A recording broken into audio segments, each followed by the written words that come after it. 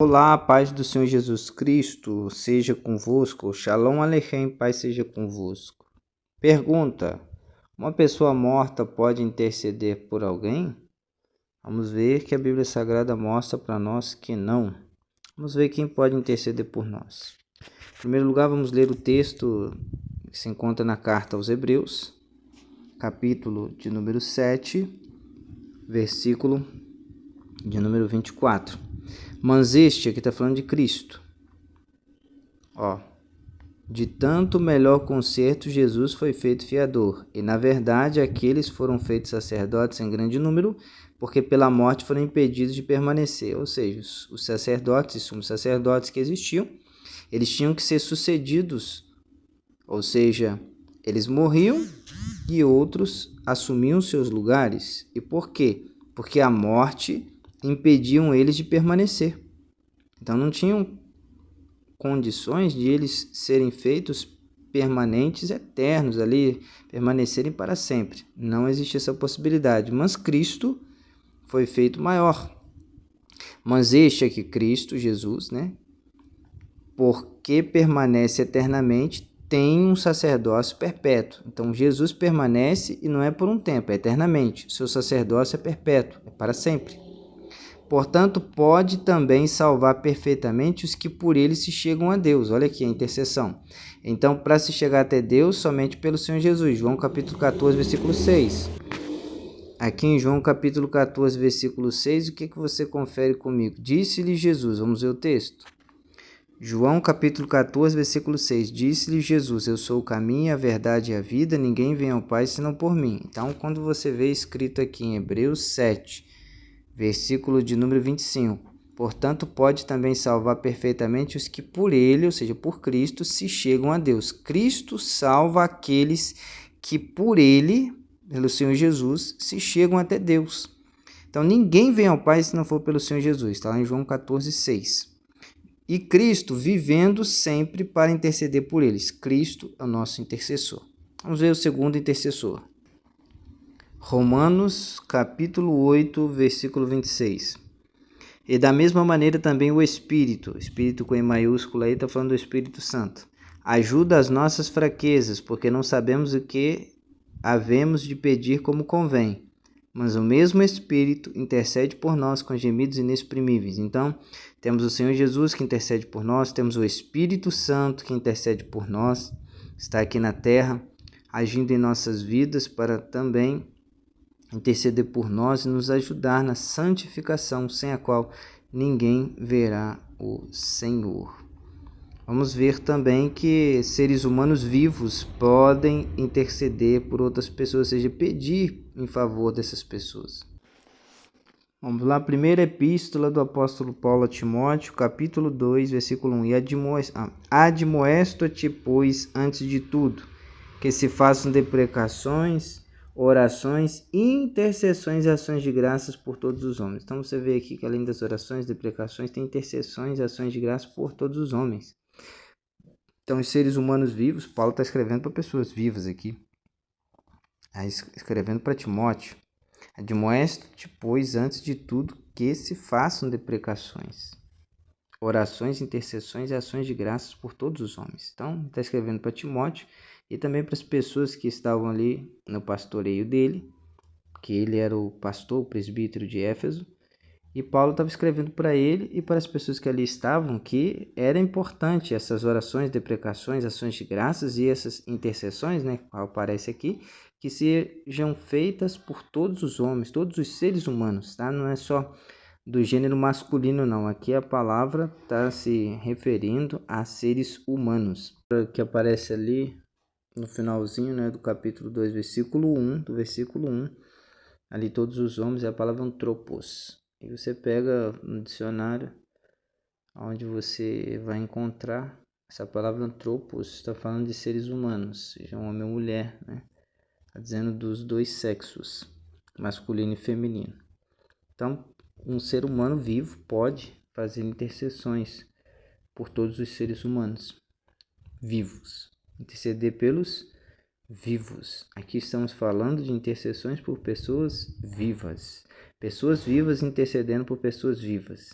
Não está falando de pessoas mortas intercedendo por vivos, não está falando de vivos intercedendo por mortos, nem está falando de mortos intercedendo por mortos. Nem vivos intercedendo por mortos, nem mortos intercedendo por vivos. É vivos intercedendo por vivos. É isso que o texto está dizendo, vivos por vivos. Tá bom? Então nós temos aqui a intercessão do Senhor Jesus por nós, do Espírito Santo por nós e de servos de Deus intercedendo por nós, fazendo orações.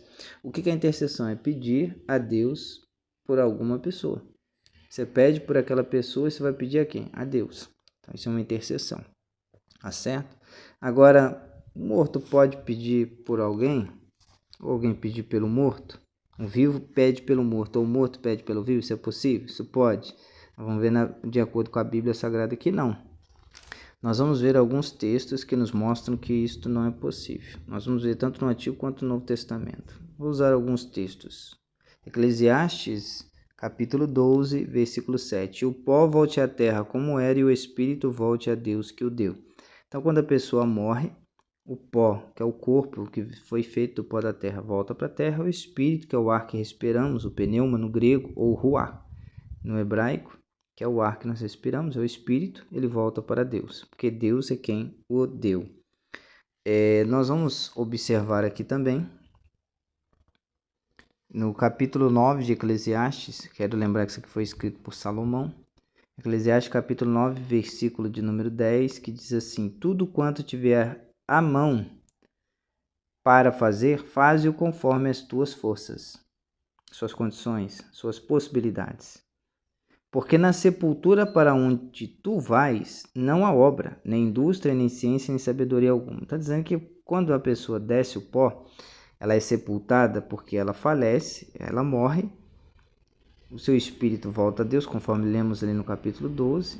Então, depois que ela morre, ela não tem condições de fazer mais nada, porque na sepultura não tem obra, não tem indústria, não tem ciência, não tem sabedoria alguma. Ali o corpo para.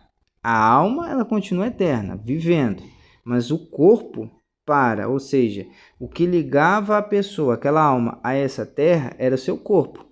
Seu corpo morre porque seu espírito sai, então esta pessoa, e essas pessoas, infelizmente, elas ao morrerem não têm mais condições de realizarem obra alguma aqui na terra. Então, depois da morte, o corpo para, não há obra no corpo. Tá certo? A alma é eterna, mas o corpo para suas obras. Então, não há condições. Vamos ver outro texto no Novo Testamento. Carta aos Hebreus, capítulo de número 9, versículo de número 27, diz assim: e como aos homens está ordenado morrerem uma vez. Quantas vidas temos? Uma. Então vai morrer quantas? Uma vez. Mas aqui está falando de uma morte definitiva, tá? Não estou falando daquela pessoa que ela ressuscita, mas mesmo que ela ressuscitar depois, se ela ressuscitar antes da vinda de Cristo, ela vai morrer de novo, como aconteceu com Lázaro. Ele ressuscitou, mas depois morreu novamente. Mas aqui está falando da morte para a pessoa ficar sepultada e ali aguardar o dia da ressurreição. Ou a ressurreição para o arrebatamento, ou a ressurreição para o dia do julgamento final de Apocalipse 20. Mas ela morre uma vez. Então, como aos homens está ordenado, isso é uma ordem estipulada por Deus, morrer uma vez, morrerem uma vez, vindo depois disso o juízo. O juízo aqui é o julgamento. Então, quando a pessoa morre, Deus julga ali a causa dela, se ela vai para o céu ou se ela vai para o inferno. Tá? No céu tem um paraíso, né? E se a pessoa não estiver com Cristo, ela não vai ao paraíso, ela vai ao inferno, ao Hades. E infelizmente muitas pessoas acreditam que porque elas fizeram boas obras, elas vão para o céu. E isso não é verdade. O Senhor Jesus disse em João 14:6, para ir até o Deus, o Pai, precisa dele, de Cristo, Jesus, o Filho de Deus. Lembre-se disso. Bom, ele tem que obedecer os mandamentos dele. Não é fazer o que nós queremos, não. Tem que fazer a vontade dele.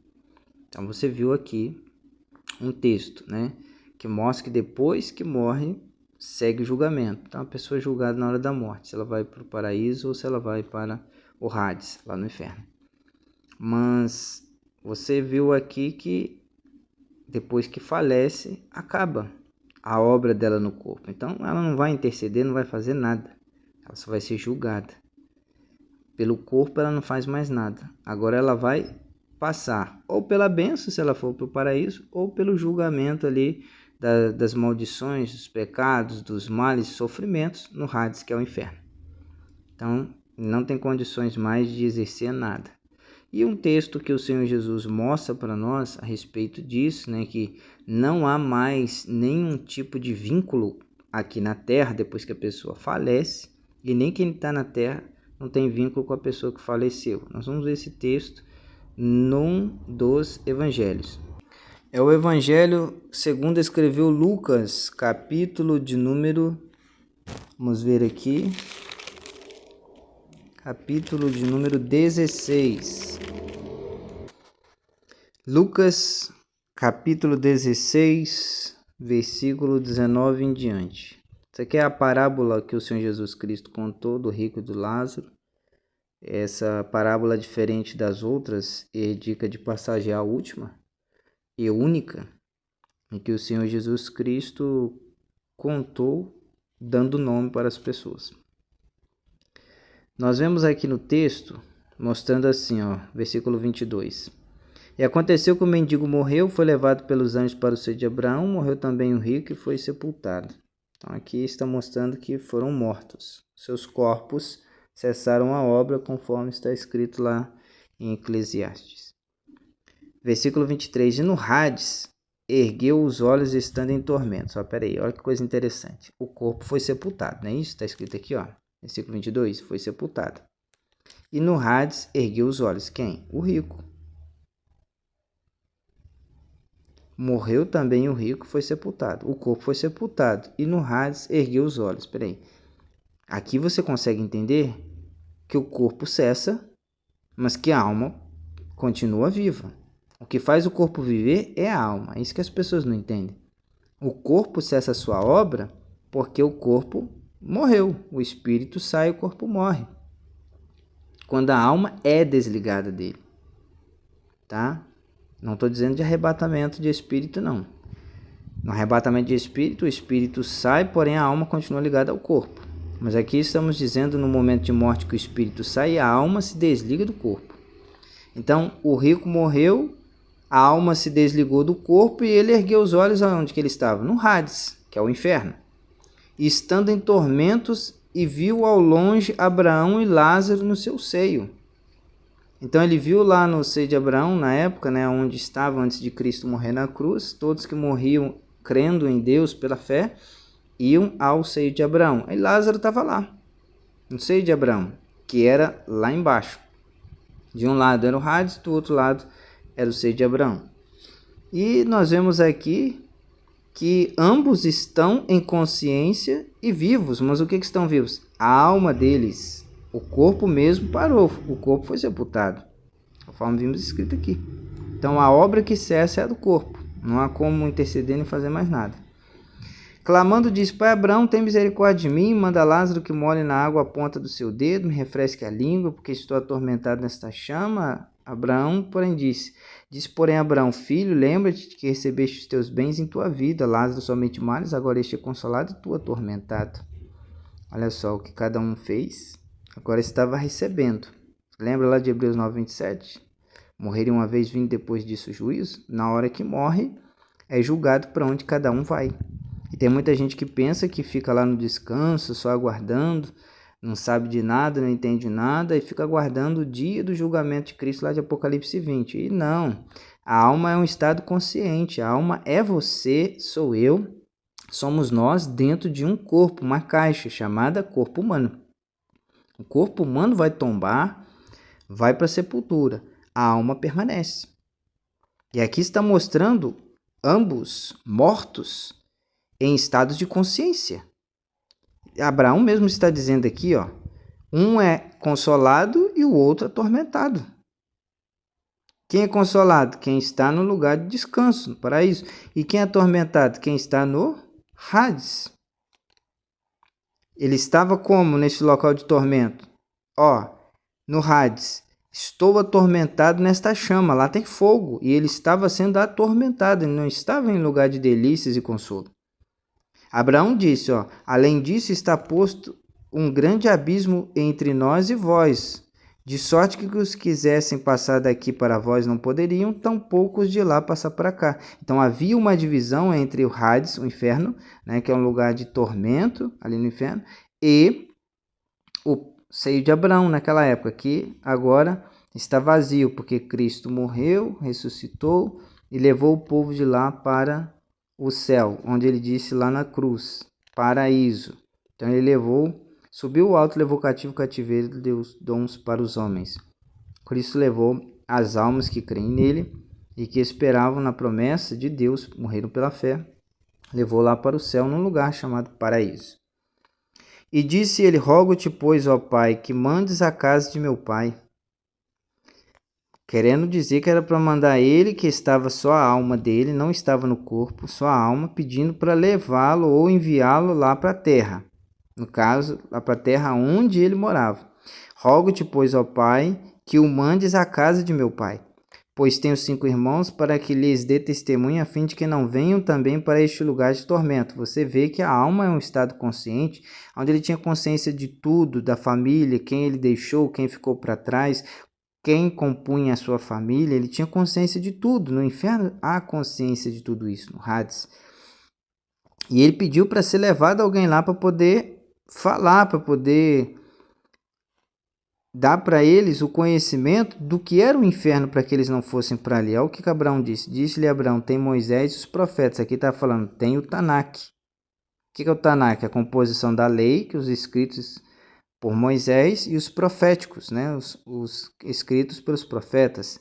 A composição do Tanakh, entre o Tanakh judaico, é 24 livros, né? E o Tanakh que nós temos na tradução em português, né? Com as suas divisões de livros, eles são 39.